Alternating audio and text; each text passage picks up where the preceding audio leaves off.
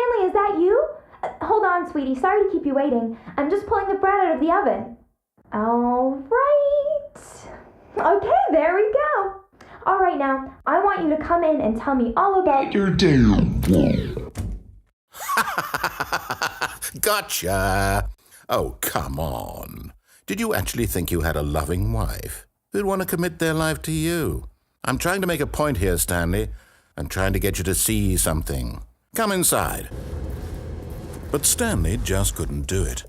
He considered the possibility of facing his boss, admitting he had left his post during work hours. He might be fired for that. And in such a competitive economy, why had he taken that risk? All because he believed everyone had vanished? His boss would think he was crazy. And then something occurred to Stanley. Maybe, he thought to himself, maybe I am crazy. All of my co-workers blinking mysteriously out of existence in a single moment for no reason at all? None of it made any logical sense. And as Stanley pondered this, he began to make other strange observations.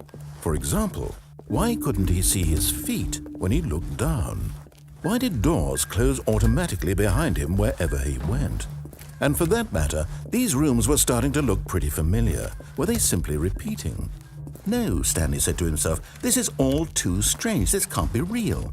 And at last, he came to the conclusion that had been on the tip of his tongue. He just hadn't found the words for it.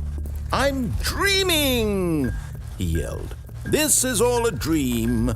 Oh, what a relief Stanley felt to have finally found an answer, an explanation. His co-workers weren't actually gone. He wasn't going to lose his job. He wasn't crazy after all. And he thought to himself, I suppose I'll wake up soon. I'll have to go back to my boring real-life job pushing buttons. I may as well enjoy this while I'm still lucid. So, he imagined himself flying and began to gently float above the ground. Then he imagined himself soaring through space on a magical starfield, and it too appeared. It was so much fun, and Stanley marveled that he had still not woken up. How was he remaining so lucid? And then perhaps the strangest question of them all entered Stanley's head. One he was amazed he hadn't asked himself sooner. Why is there a voice in my head?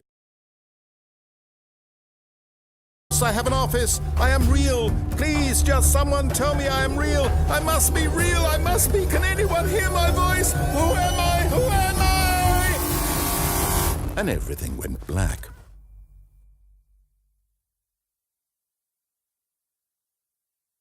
This is the story of a woman named Mariella. Mariella woke up on a day like any other. She arose, got dressed, gathered her belongings, and walked to her place of work. But on this particular day, her walk was interrupted by the body of a man who had stumbled through town talking and screaming to himself, and then collapsed dead on the sidewalk. And although she would soon turn to go call for an ambulance, for just a few brief moments, she considered the strange man.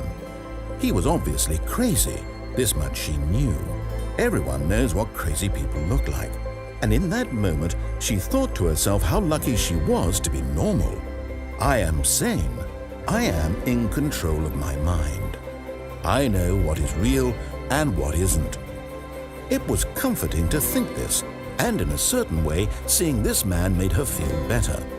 But then she remembered the meeting she had scheduled for that day, the very important people whose impressions of her would affect her career, and by extension, the rest of her life.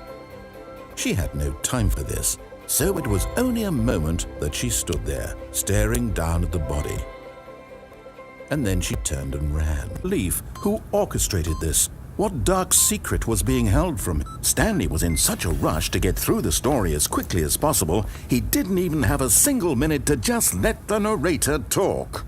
That kind of anxiety isn't healthy, so he relaxed for a few moments with some calming New Age music.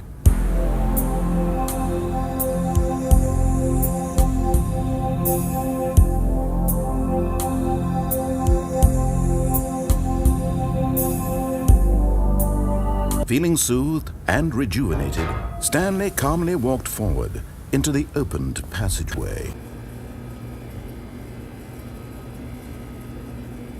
Stanley was fat and ugly and really stupid. He probably only got the job because of a family connection. That's how stupid he is. That or with drug money. Also, Stanley is addicted to drugs and hookers. Wade. Please. Something. Anything.